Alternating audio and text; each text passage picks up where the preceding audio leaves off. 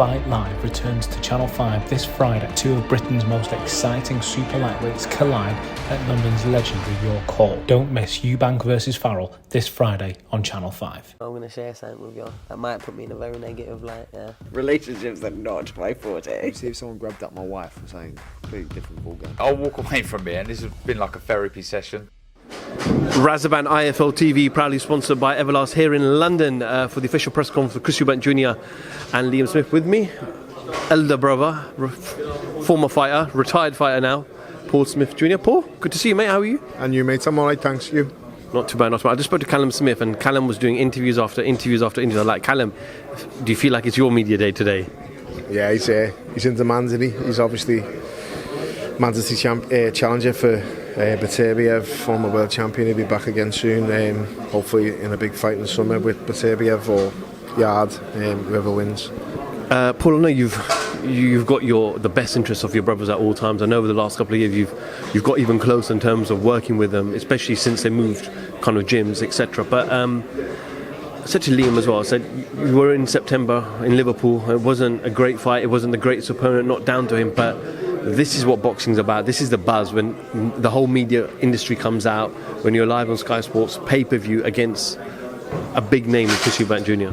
Yeah, it's a massive fight. I don't necessarily work with my brothers, and I'm in the corner all the time. I'm there, just as an extra voice and a bit of a familiar face in the corner. But Buddy McGee coaches Callum Smith, Joseph and Declan coach Liam, and I'm just in the corner, but I'm in the gym most days with them and try and get in as much as I can with them.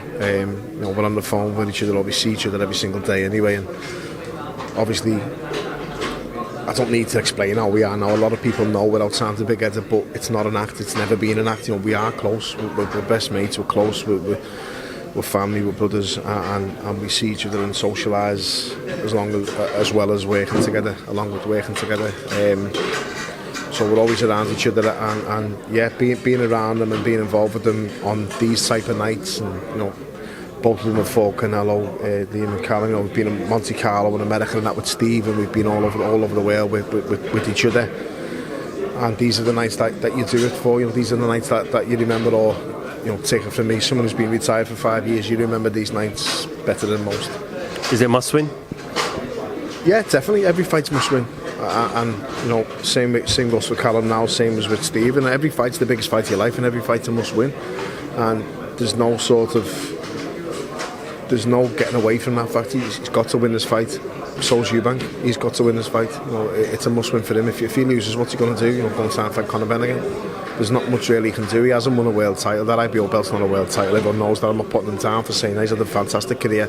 He's a talented fighter. I've got nothing against him. I don't dislike him. I think he's a good fighter. Personally, he's not my cup of tea. I'm probably not his cup of tea.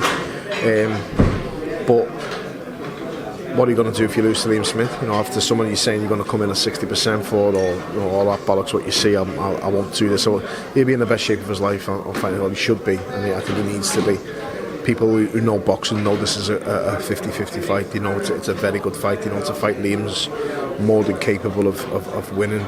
They know to fight Eubank's more than capable of winning as well. I'm not just saying this siding with my brother. Obviously I know what he can do, and I'm obviously going to back him and get behind him and predict that he's going to win. But all this talk about the spar, when he was saying himself before, Chris, I sparred your brother. I don't remember sparring you. I know it's a load of bollocks, so does Liam, so does Chris. I was there, I was the brother that he was sparring. I sparred him 3 days, Liam sparred him.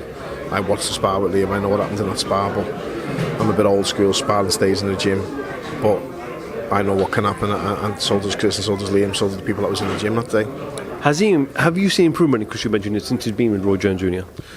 I got asked this before, and the answer is no. He's not improved. He's a good fighter, he's always been a good fighter. I've shared the ring with him, and I know what he's like, even more up close and personal. He's capable, very good at things that he does well, and what he doesn't do well, he's very bad at. Liam mentioned the fundamentals. He's got a good jab, but he has to work at that jab constantly, and he's got to keep working at that jab. Inside stuff, very good. Trying to box, and trying to do what Roy Jones is trying to teach him. Roy Jones has got an unbelievable boxing brain. He's a very good analyst. I respect him massively for what he did in the ring and outside the ring. He's an unbelievable fighter. But to pass knowledge on to someone, they've got to be willing to learn it and got to listen to you. And I don't think Chris Eubanks Junior is the type of kid to listen to anyone. I don't think Senior would listen to anyone. He'd certainly never listen to Ronnie Davis, when he was in the corner all them years ago. That was probably the reason for the couple of slaps the other day, But I've watched them in the gym, father and son, and Ronnie, and they don't listen to Ronnie. Ronnie's a man to be respected.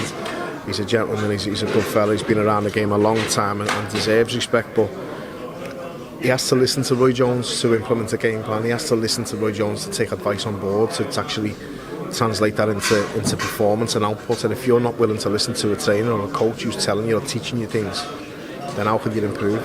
That's how I look at it. So to answer your question in a long roundabout way, since the Roy Jones thing, I haven't seen many improvements. No, he still looks okay, still look good. He's a good fighter. No one's taking nothing away from him, but improvement wise, no, there's been no real massive dramatic improvements in my opinion. There is a rematch clause. Liam said, look, if you're so confident, why have you put a rematch clause in my fight and not in the Conor Ben fight? Ben Shalom's confirmed that if the rematch was activated by Chris Eubank Jr., it will land. He will hope to land it in Anfield, Liverpool Football Club. I mean, you can't get anything better than that, right? No, it'd be brilliant. Everyone in Liverpool, all the Liverpool fighters, especially the Reds, want to fight at Anfield and want to do the stadium fight at the best club in the city. I agree with that, because I'm a Liverpool fan. I absolutely agree with that. But I think the last fight there was in the 40s, the late 40s, after the war, or the early 50s, I think, if I'm not mistaken. My memory might be going as it does, but I think it was Nell Tartan many years ago. So we're due a fight at Anfield, we're due to get a big night there of boxing and to showcase what local stars like Liam and Callum and all the other kids that we've got can do, and it'd be unbelievable to fight there. I think I'm well too past the comeback now, and so is probably Stephen, but that used to be the dream, the four of us boxing at Anfield. But if Liam or Callum can do it, certainly, and we're a part of it as a family, it'd be stuff teams are made of. No, absolutely. Well, we look forward to it, January 21st. Pause before I let you go, just a quick one. Tyson Fury comes out of retirement to fight Derek Chisora this week.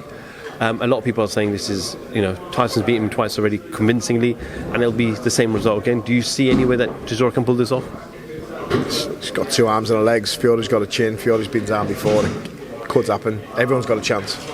You can't write anyone off. Everyone's got a chance if you land on a chin, especially in heavyweight boxing. But I'm just being probably a bit, fairy tale story, a bit romantic with it. I think it's not a foregone conclusion, but that fight is what it is. It's a payday for Fury, it's a payday for Chisora. It's probably Chisora's farewell fight. I like Chisora. He's done great over the years. He's been brilliant for British boxing. He's played the bad guy, the villain, the nice guy, the character, and he's played every single one of them great. And ability-wise, he's been good, and toughness, he's been up there with the best.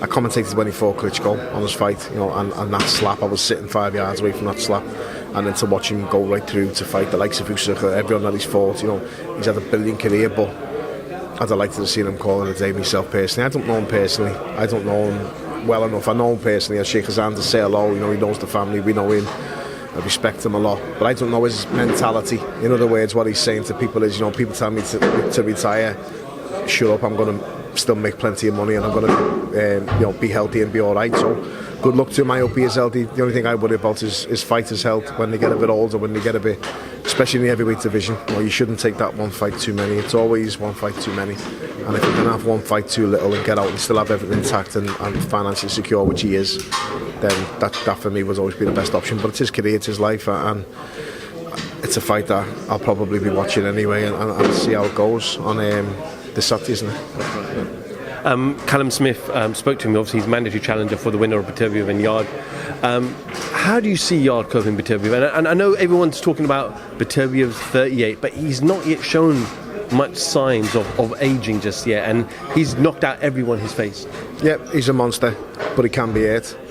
Now, if Yarde punches the way him and his team say he can, then he's got a big chance, not just a chance, because he can be quite awkward at times, but for me, I can't see anything but a Beterbiev stoppage.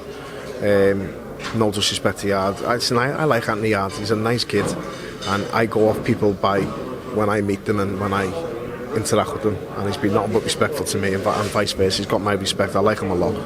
I think he needs to get as far away as he can from the trainer that he's got and the setup that he's got around him. I think he needs to be, he could invest a lot more in himself by finding a better trainer who actually gets the game. And I've said this and I've been vocal about this for many, many years.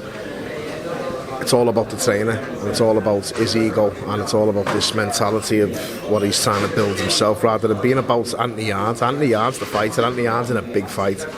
Anthony Yarde's got a chance to win 3 world title belts here, and he gave a good account of himself against Kovalev, but this fella, in my opinion, is a bigger puncher, fitter, stronger, and an animal, and it's going to be tough for him.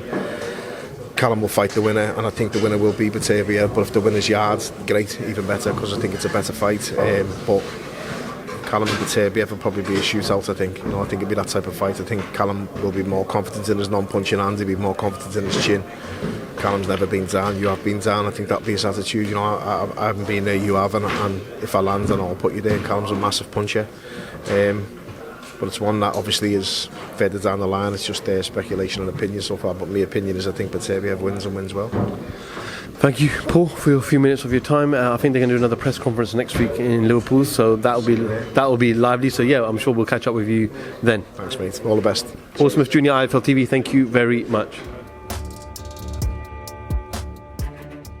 Fight Live returns to Channel 5 this Friday. 2 of Britain's most exciting super lightweights collide at London's legendary York Hall. Don't miss Eubank versus Farrell this Friday on Channel 5. I'm going to share something with you. That might put me in a very negative light, yeah. Relationships are not my forte. See if someone grabbed up my wife and saying completely different ballgame. I'll walk away from it, and this has been like a therapy session.